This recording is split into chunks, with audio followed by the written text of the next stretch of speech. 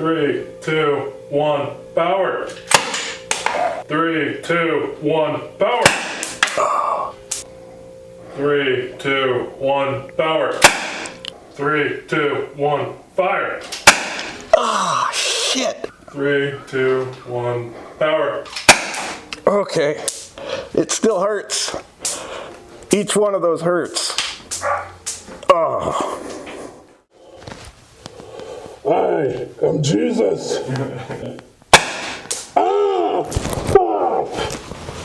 So here we are with the Byrna CL. We're going to do a live test.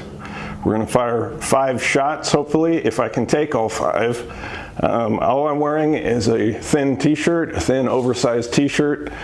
We're going to aim center mass, and we're going to do a real world scenario where we're not going to pre-puncture it. We're going to do the first shot is going to be a puncture and a shot, so it'll come out at half speed. Mine comes out at about 200 feet per second, and then the second shot comes out at around 400 feet per second. So let's see if I can handle this. 3, 2, 1, power. Okay, yeah, it hit me here. So there's a bit of a thing, let's see. Right there. How bad does it hurt? It hurts, but it's not enough to stop me or anything, okay? You want to go again? I said I would, so go ahead. 3, 2, 1, power. Okay, that hurts. But I'm still, no. I'm still able to move around and stuff. It wouldn't stop me, but I'm sure that left a mark. Through the shirt. That's where it hit me. There will be a bruise there.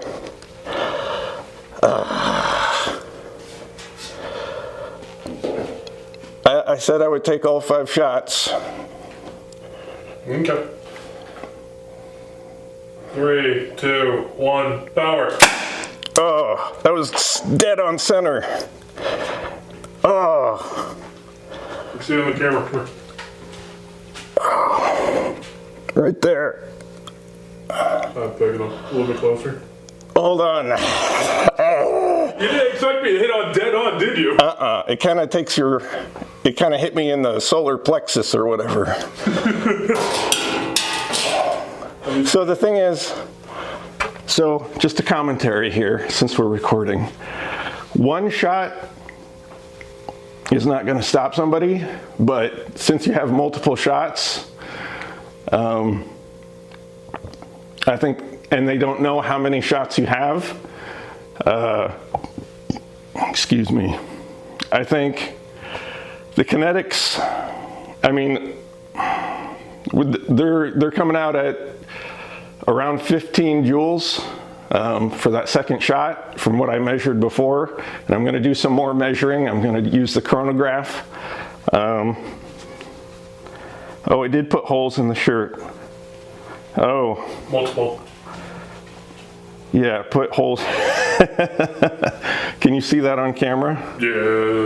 Yeah. So it put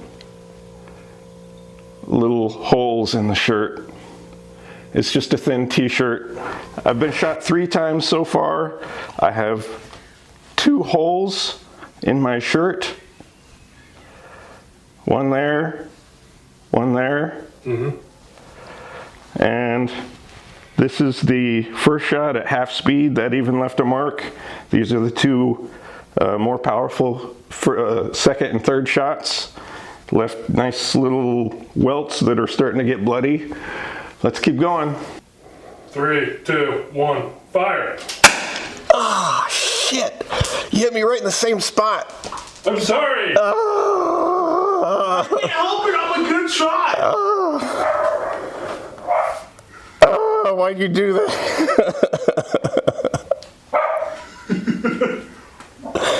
I didn't mean to. Okay. That's a... Did it make... It almost made a 3rd hole. It did kind of make a third hole. Oh, that's 2 shots in the same spot. Okay. In the exact same spot. Try and put it somewhere else. All right, fine. Hold up, don't point it at me just yet, jeez. I didn't mean to. Okay. 3, 2, 1, power. Okay. It still hurts. Each one of those hurts. Oh. Oh. Is that 5? Well, these are Byrna Kinetics. That's 2 shots in the same spot right there with the Byrna CL. Well, I'm here to tell you the Byrna CL with Kinetics hurts. It put holes in my shirt, and it's making me bleed. So if you see anybody out there using a Byrna CL and they're not getting good damage from it, they've got a lemon. This one is a good one that puts out good power. I've gotten up to 19 joules out of this before with a pre-puncture and 15 joules without a pre-puncture. So I'm telling you, it hurts. I know I'm gonna use this one with irritant rounds, those Byrna Max projectiles, but as a kinetic, I think with proper shot placement, it could still be effective. It hurt more than I thought it would, and we're gonna show the damage. I don't think we have to blur it because I've seen Byrna videos where they show the damage. So we're gonna show some damage. All right, it's been about 5 to 10 minutes since I got shot with the Byrna CL with 2.09 gram kinetic rounds, and this is the damage now. That's 2 shots in the same exact spot. Thank you very much. No problem. That's 1 shot. Oh, there's another one there, and then the first half-speed shot left a little welt right there. So it's getting worse with time. Tomorrow I'll take a picture and show the bruising because I know this is gonna bruise. So, and I put holes in the shirt. So there we go. Fire! 3, 2, 1. Didn't feel it. Didn't feel it. Didn't feel it. Fire again. Ah! Fuck! Oh, shoulder blade. Oh! Oh! Oh! Oh! No! Oh! Oh!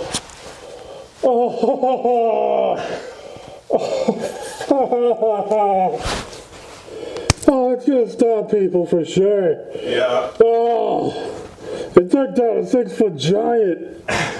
Oh. Oh. Oh. Fuck you, I'm dead.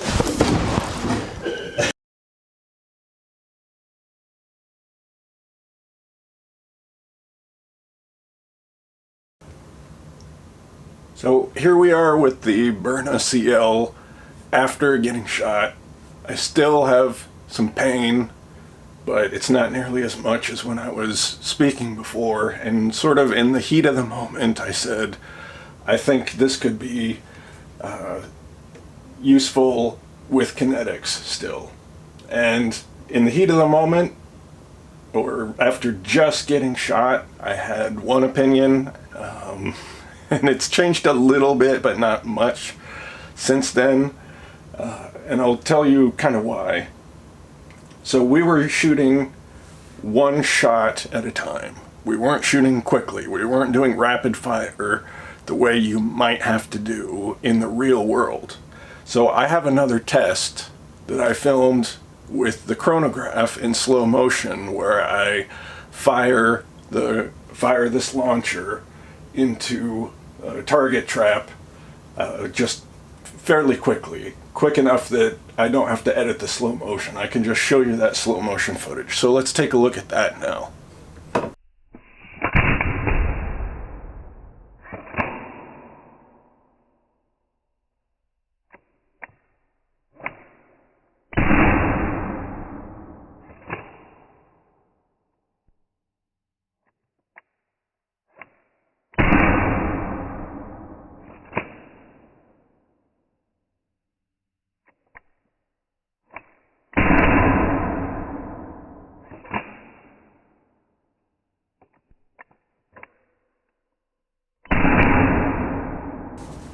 So if you notice in the slow motion footage, that first non-pre-punctured round only came out at 146 feet per second. 146 feet per second with a 2.09 projectile, that's only 2 joules. So that first shot in a real world scenario is going to do nothing to anyone, even if they're shirtless. I mean, it'll leave a little mark. But that first shot is pretty much worthless. So the second shot in a rapid fire situation came out at 14.5 joules. Now that's significant. That's enough to leave a bloody welt on somebody and maybe make them change their mind, make them change their attitude a little bit, perhaps. But if I was really, really mad and I was, some drugged up, roid-raged person who is really out to get you, I don't think that 14.5 is going to stop you. Previously, I got shot twice in the same spot, and that made me kind of rethink the whole thing, but the chances of that happening in the real world are slim to none. So I think, the power output from that quick fire, I'm going to show you the 5-shot average was 317 feet per second, and that averages out to only 9.75 joules. If you disregard that first round that only came out at 2 joules, you get a 4-shot average of 12.625 joules. So I consider this basically a 4-shot launcher, because that first shot is not, I don't think it's even going to be able to break an irritant round. So I have a magazine extension coming from East Coast Less Lethal that will make this hopefully a little bit more useful, because that, what I consider a 4-shot launcher, isn't really enough in my eyes. So let's get a little more capacity.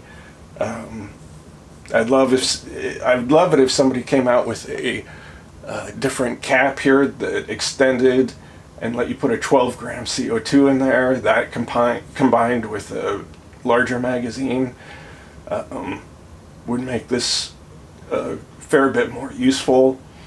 But at that point, you're like, why don't you just buy a different launcher? If you want different things, then why buy this launcher? So, and I have two minds about this launcher. In some ways, I think it's quite useful, and in some ways, that pull to pierce technology is a blessing and a curse. It allows you to get in action with one hand, but that first round, man, it's just too slow. When I tested this launcher previously with no pre-puncture, but taking my time, I got, my first round came out at 220 feet per second. That's 4.7 joules. Still not enough to really make somebody change their attitude, I think. And then my second round came out at 436, which is 18.5 joules. 18.5 joules, that's enough to get somebody's attention, but I would still recommend, and my average with the slow firing no pre-puncture test, my average 5-shot average was 13.7 joules. That's respectable, but Probably not enough to stop everybody. That'll stop some people from doing what they're doing, but if it's a determined attacker, someone who specifically wants to get you, not just some thief or something who's doing a crime of opportunity, but let's say it's your crazy ex or somebody who's specifically out to get you, and they're mad and they're on drugs, I don't think this is going to stop them. So for kinetics, I still would recommend something with higher power, something like 30 joules or higher. So a Grimberg, X68 pistol, your modified pepper ball or first strike or whatever they have, 30 plus joules is what I would say would be more effective. I mean, you saw in the video, I was still able to move around even after getting shot twice in the same spot. I was moving. I was not incapacitated on the ground. But boy, did it get my attention. It really did. It hurt. It just did. So, but that's my take. I still say this device is probably overpriced. Shocker. Yeah, it's probably overpriced and a little bit underpowered. But it is small. That's basically what you're paying for. It's a concealable size. It's about the size of a compact 9mm handgun. That's about how big it is. It's not as compact as the really compact 380 handguns, firearms, but it's as compact as a small 9mm.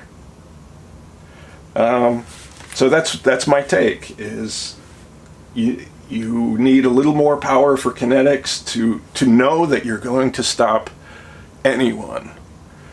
This will stop some people, and it depends on what they're doing and how thick their clothing is, and lots of different factors. If you want to know that you've got enough power to stop somebody with kinetics, go for that X68 pistol with its 40 joules or so out of the box. That would be a better choice. I know that's not concealable for everybody, but if you put it in a sling bag, that could be a good option, since it is so big. So that's my take. It's a lot overpriced, a little underpowered, and a little low on capacity. I would really like to see them make the pre-puncture easier to do, because what you have to do is pull that trigger back about 80% of the way maybe, and then let go. And if you're in a quiet place, you might be able to hear the click or the sound of that CO2 being punctured. If you're in a loud place, there's no way to hear that. If there's machinery or cars driving by, there's loud music playing, anything like that, you're never going to hear that noise.